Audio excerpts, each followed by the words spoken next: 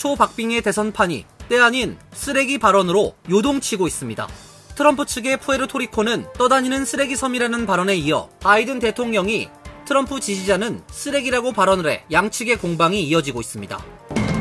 대선 최대 경합주로 꼽히는 펜실베니아주에서 공화당 후보인 도널드 트럼프 전 대통령 측이 선거의 신뢰성을 공격하고 있습니다. 패배 시 선거 사기를 주장하기 위한 포석이라는 분석입니다. 투표권이 없는 중국인 학생이 사전투표를 했다가 체포됐습니다. 플로리다 투표소에서는 10대 트럼프 지지자가 해리스를 지지하는 여성들에게 칼을 휘둘러 경찰에 체포됐습니다. 뉴저지 주의회가 2026년 시행을 앞두고 있는 65세 이상 주민의 재산세를 절반으로 감면해주는 스테이 뉴저지 프로그램의 수혜 자격 등 세부 내용을 조율하는 법안을 통과시켰습니다. 사탕을 주면서 10여 명의 학생에게 부적절한 신체적 접촉을 해왔던 30대 한인 초등학교 교사에게 검찰이 징역형을 구형했습니다. 이상은 오늘의 주요 뉴스입니다. 시청자 여러분 안녕하십니까? KBN 뉴스입니다. 초박빙의 대선판이 때 아닌 쓰레기 발언으로 요동치고 있습니다. 트럼프 측의 푸에르토리코는 떠다니는 쓰레기 섬이란 발언에 이어 바이든 대통령이 트럼프 지지자는 쓰레기라고 해석할 수 있는 돌출 발언을 해 양측의 공방이 이어지고 있습니다. 보도에 김태희 기자입니다. 바이든 대통령이 지난 29일 라틴계 유권자 단체와의 영상 인터뷰에서 내가 보기에 밖에 떠다니는 유일한 쓰레기는 트럼프의 지지자들이라고 말했습니다. 트럼프 집회 찬조 연설자 토니 힌치클리프의 푸에르토리코는 떠다니는 쓰레기 섬이라는 발언에 대한 입장이었습니다. 논란이 커지자 바이든은 즉각 소셜미디어에 트럼프 지지자가 쏟아낸 혐오 발언을 쓰레기라고 표현한 것이라고 진화에 나섰고 백악관도 속기록을 공개했습니다. 민주당 카멀라 해리스 부통령은 바이든이 해명했다고 생각한다며 나는 누구에게 투표했는지에 따라 사람들을 비판하는 것에 강력히 반대한다고 강조했습니다.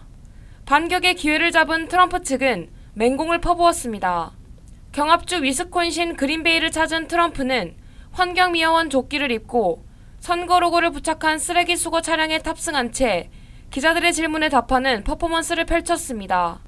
트럼프는 나의 지지자들은 쓰레기가 아니다라며 내 쓰레기 트럭이 마음에 드나 해리스와 바이든을 기리는 트럭이라고 비꼬았습니다.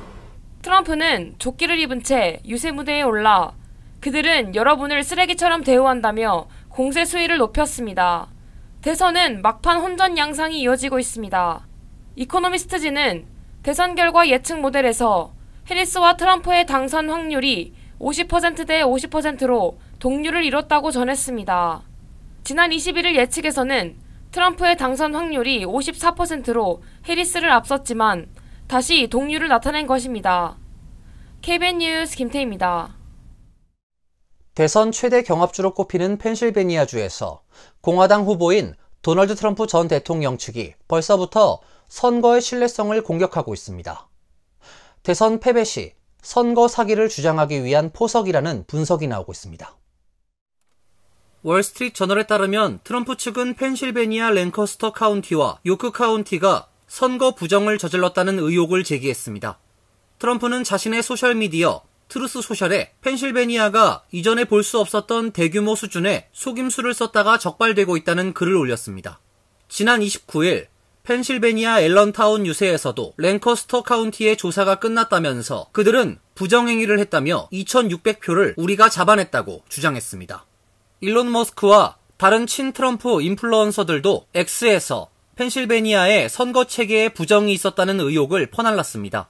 당국자들은 현장의 사실을 해명하고 있지만 선거 사기 주장에 관한 게시물이 해명보다 빠르게 퍼지고 있다고 월스트리트 저널은 전했습니다. 공화당 소속인 펜실베니아 주무장관 엘 슈미트는 지난 24시간 동안 유포된 여러 동영상은 맥락이 부족하거나 거짓이라며 반쯤만 진실이거나 노골적인 거짓말로 가득한 SNS 게시물을 공유하는 건 미국의 대의 민주주의에 해롭다고 지적했습니다. 슈미트 장관은 주 선거에 대한 허위 정보와 가짜 뉴스는 앞으로 며칠, 몇 주 동안 계속될 가능성이 높다면서 선거 회의론자들이 대선을 둘러싼 법적 도전의 장을 만들고 있다고 비판했습니다. 필라델피아에서 서쪽으로 약 70마일 떨어진 랭커스터 카운티는 지난 25일 지역 선관위로 제출된 2,500건의 부정 유권자 등록 여부를 조사하고 있다고 밝혔습니다. 투표권이 없는 중국인 학생이 대선 사전투표를 했다가 체포됐습니다. 그는 투표 이후 허위 진술을 한 위증 혐의도 받고 있습니다. 플로리다 투표소에서는 10대 트럼프 지지자가 해리스를 지지하는 여성들에게 칼을 휘둘러 경찰에 체포됐습니다. 미시간주 국무부는 이름을 밝히지 않은 19세 학생이 27일 앤아버에서 대선 사전투표를 했으며 선거인 등록을 위해 허위 진술을 한 위증 혐의도 받고 있다고 밝혔습니다. 이 학생은 자신이 미국 시민권자임을 확인하는 문서에 서명하고 자동 집계기에 투표용지를 입력한 것으로 알려졌습니다. 주 정부는 미국 시민만이 투표할 수 있고 시민권 없이 투표하는 경우는 매우 드물다고 설명했습니다. 또한 투표인 등록 양식이나 투표 신청서에 시민권자 여부에 대해 거짓말하는 것은 불법으로 중범죄라고 밝혔습니다. 이 학생이 왜 이런 범죄를 저질렀는지는 알려지지 않았습니다. 미시간주의 경우 투표권 없이 투표를 시도하면 최대 4년, 위증죄는 최대 15년의 징역형에 처해질 수 있습니다. 사전투표가 진행되고 있는 플로리다주의 한 투표소에서 트럼프의 18세 지지자 한 명이 투표소 앞에 막판 선거운동 과정에서 칼을 휘두르는 사건이 발생했습니다. 그는 카멀라 해리스 부통령을 지지하는 70대와 50대 여성 2명에게 길이가 60cm나 되는 큰 칼, 마체테를 휘두르며 위협을 가해 경찰에 체포됐습니다. 경찰에 따르면 용의자를 비롯한 7명의 16에서 17세 트럼프 지지자들은 이날 잭슨빌 교회의 한 도서관에 차려진 조기 투표소 앞에 차를 함께 타고 나타났습니다. 그런 다음 해리스 지지자들을 향해서 적대적인 행동과 항의를 시작했으며 트럼프 깃발을 들고 해리스 지지자들에게 욕설과 고함을 던지면서 사태가 악화됐습니다. 목격자가 찍은 현장 사진에는 용의자가 웃으면서 큰 마체테 칼을 공격적으로 휘두르는 장면이 담겨져 있습니다. 체포된 윌리엄스는 레스토랑의 종업원으로 어제 오후 카운티 교도소에 수감됐고 첫 공판 이후 55,000달러의 보석금이 책정됐습니다. 북한이 동해상으로 ICBM으로 추정되는 탄도미사일을 발사했습니다. 백악관은 즉각 북한의 미사일 발사를 규탄하고 북한에 대화에 나서라고 촉구했습니다. 주요 언론들도 미사일 발사 소식을 긴급뉴스로 타전했습니다.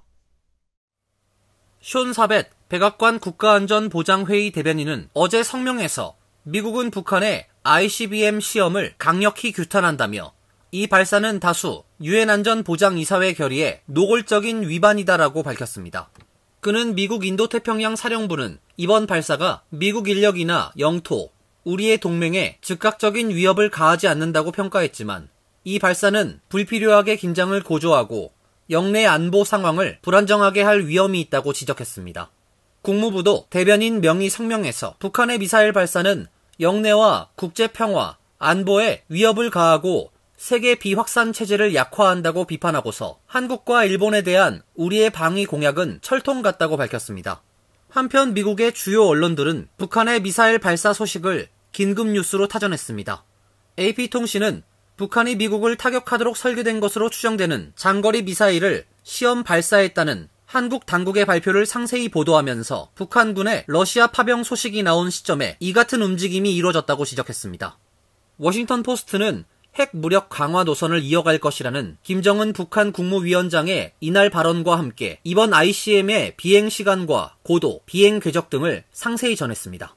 뉴욕타임스는 우크라이나를 두고 주목받고 있는 북한이 장거리 미사일을 발사했다면서 이번 발사가 한국과 미국이 북한의 러시아 파병을 비판한 직후에 이루어졌다고 짚었고, 월스트리트저널은 북한은 전통적으로 미국의 핵심 정치 이벤트나 명절 전후에 무기 실험이나 도발을 수행해왔다면서 이는 미국 정부의 관심을 끌려는 행동이라고 해석했습니다.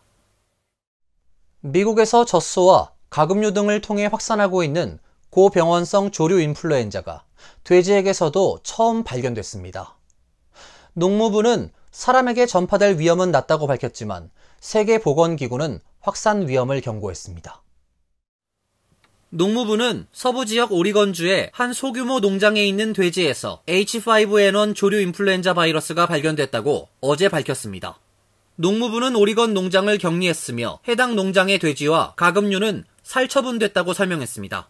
또 바이러스 확산을 막고 추가 검사를 위해 돼지 2마리에 대해 검사를 진행 중이며 양과 염소를 포함한 다른 동물에 대해서도 조사 중이라고 덧붙였습니다. 농무부는 이번 사례가 미국의 돼지고기 공급에는 영향을 미치지 않으며 사람에게 전파될 위험도 낮다고 설명했습니다. 농무부는 이 농장의 돼지들은 상업적인 식품 공급용이 아니었기 때문에 미국 내 돼지고기 안전에는 문제가 없다고 밝혔습니다. 하지만 세계보건기구는 오리건 농장은 대형 상업 농장이 아니기 때문에 상대적으로 큰 위험은 없지만 돼지 사이에서 바이러스가 퍼지면 위험성이 커질 수 있다고 지적했습니다. 올해 H5N1 바이러스는 약 400개 낙농장으로 확산됐고 사람에게까지 전염돼 현재까지 36명이 양성 판정을 받았습니다. 감염자 중 1명을 제외한 모든 사람은 감염된 동물과 접촉한 사실이 있는 농장 근로자였습니다. 뉴저지 주의회가 2026년 시행을 앞두고 있는 65세 이상 주민의 재산세를 절반으로 감면해주는 스테이 뉴저지 프로그램의 수혜 자격 등 세부 내용을 조율하는 법안을 통과시켰습니다.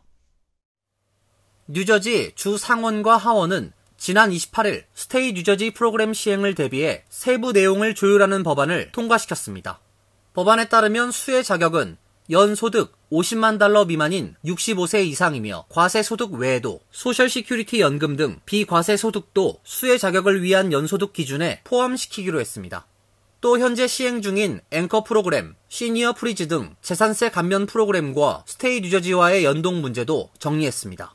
세계 재산세 감면 프로그램에 따른 총 환급금이 6,500달러를 넘지 않도록 했습니다. 따라서 기존의 앵커 및 시니어 프리즈를 통한 환급금이 6,500달러에 못 미칠 경우 나머지 금액을 스테이 뉴저지를 통해 받게 됩니다. 또 스테이 뉴저지 프로그램 첫해 지급액, 주 소득세에 대한 재산세 공제 규정 등 시행을 위해 필요한 세 내용이 법안에 담겼습니다. 그렉 코글린 주 하원 의장은 뉴저지 노인을 위한 획기적인 재산세 감면 프로그램 시행에 한 걸음 더 다가서게 됐다고 의미를 부여했습니다. 다만 일각에서는 막대한 예산 부담 이유로 스테이 뉴저지 프로그램이 제대로 시행될 수 있을지 의문을 제기하고 있습니다.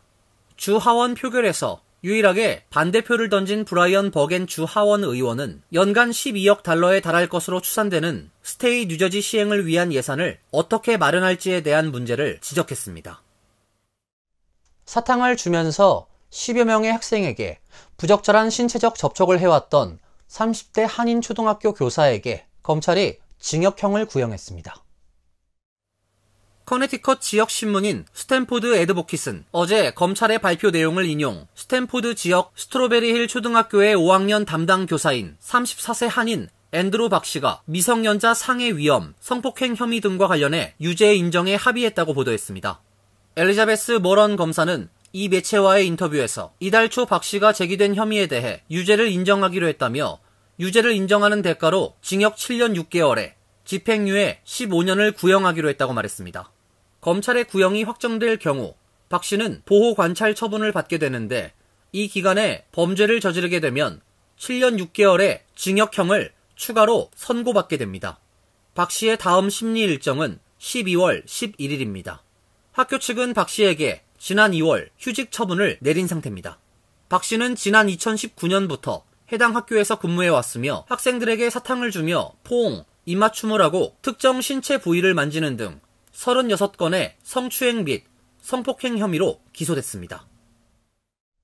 미국의 의료비 수준이 얼마나 천문학적인지를 가늠해 볼 수 있는 보도가 나왔습니다.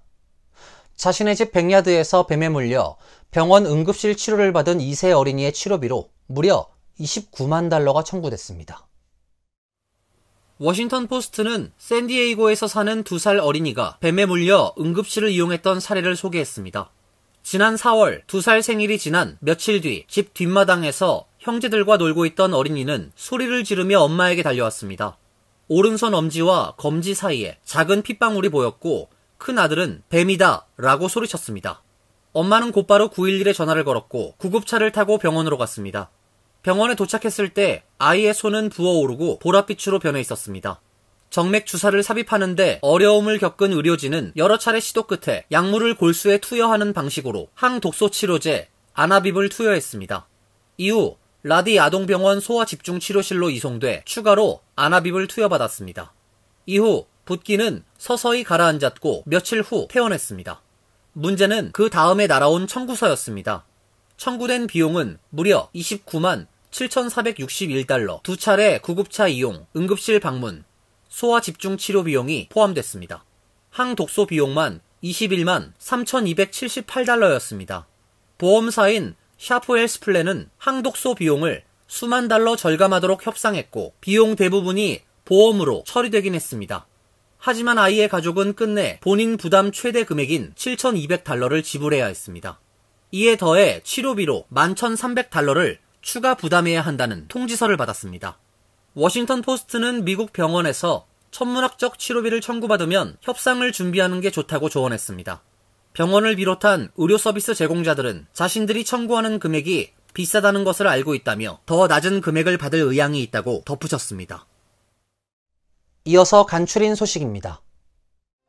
국사편찬위원회와 하와이대 한국학센터는 제2회 사료연구 국제 콜로키엄에서 지난 2년간 조사한 한국사 관련 자료를 소개했습니다. 하와이의 일본 문화센터 도키오 카요산 자료센터가 보관하고 있는 참전군인 구술사 자료 속 내용에 따르면 태평양 전쟁기에 의료 장교이자 정보 장교로 복무한 일본계 미국인이 과거 위안부 소녀들을 신문한 내용을 회고하며 일본 측이 위안부에 관해 군이 관여하지 않은 것처럼 하지만 소녀들이 당시 군대에 의해 왔다고 기록돼 있습니다. 연구진들은 이런 자료는 일본 정부 등의 위안부 피해 축소나 부정론에 대응할 자료가 될 수 있다고 의미를 부여했습니다. 상무부는 오는 9월 근원 개인 소비 지출 가격 지수가 전년 동월 대비 2.7% 상승했다고 밝혔습니다. 다우존스가 집계한 전문가 전망치 2.6%를 웃돈 수치입니다. 근원 물가의 최근 변화 흐름을 반영하는 전월 대비 상승률은 0.3%로 시장 전망에는 부합했지만 8월 0.2%와 비교해 상승했습니다. PCE 가격 지수는 미국 소비자들이 상품과 서비스를 구매할 때 지불하는 가격을 측정하는 물가 지표입니다. 연준은 통화정책 목표 달성 여부를 판단할 때 상대적으로 더 널리 알려진 소비자 물가 지수 대신 PCE 가격 지수를 준거로 삼고 있습니다. 맥도날드 쿼터 파운더 버거를 먹고 대장균 감염으로 인한 피해를 주장하는 소비자들이 시카고 연방법원에 소송을 제기했습니다. 피해자들은 이번 달 쿼터 파운더 버거를 먹은 후 대장균 감염 증상이 나타났다며 맥도날드가 사전에 감염 위험을 알려줬다면 버거를 구매하지 않았을 것이라고 주장했습니다. 이들 소송에서 대장균에 감염된 쿼터 파운더 버거를 구매한 미국 내 모든 소비자에게 피해 여부와 상관없이 손해배상금을 지급하라고 청구했습니다. 손해배상액은 구체적으로 명시되지 않았으나 총 500만 달러를 초과할 것으로 예상됩니다. 한편 맥도날드는 이번 감염 사태와 관련해 고객들에게 사과의 뜻을 전했습니다. 맥도날드 최고 경영자 크리스 캠프친스키는 문제가 해결될 것으로 보인다며 맥도날드 음식은 이제 안전하다고 강조했습니다. 퀸즈와 브루클린을 잇는 경전철 프로젝트가 급물살을 타게 됐습니다. 메트로폴리탄 교통공사는 IBX 프로젝트의 첫 번째 단계로 예비 엔지니어링 작업을 수행할 컨설팅 회사를 찾기 시작했다며 연방정부와 함께 환경 검토 작업에도 착수할 것이라고 밝혔습니다.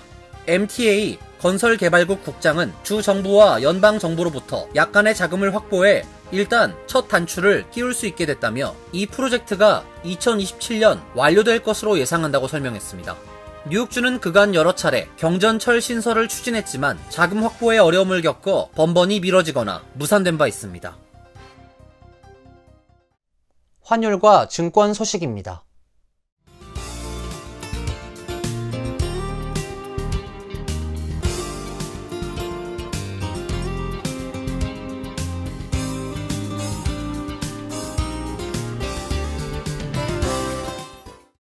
이어서 날씨입니다. 내일은 비 소식이 있습니다. 오전에 한두 차례 소나기가 예상됩니다. 낮 최고 기온 77도, 섭씨 25도, 밤 최저 기온 48도, 섭씨 9도로 예상됩니다. 토요일은 다시 기온이 내려가 춥겠습니다. 일요일은 대체로 맑은 날씨가 예상됩니다. 이상으로 KBN 뉴스를 마칩니다. KBN과 함께 즐거운 시간 되시길 바랍니다. 동부 최대 한인방송 KBN이 제작하는 KBN 뉴스는 웹사이트 mykbn.com 그리고 유튜브와 페이스북에서 다시 보실 수 있습니다. 좋아요, 구독, 알림 설정은 뉴스 제작에 큰 도움이 됩니다.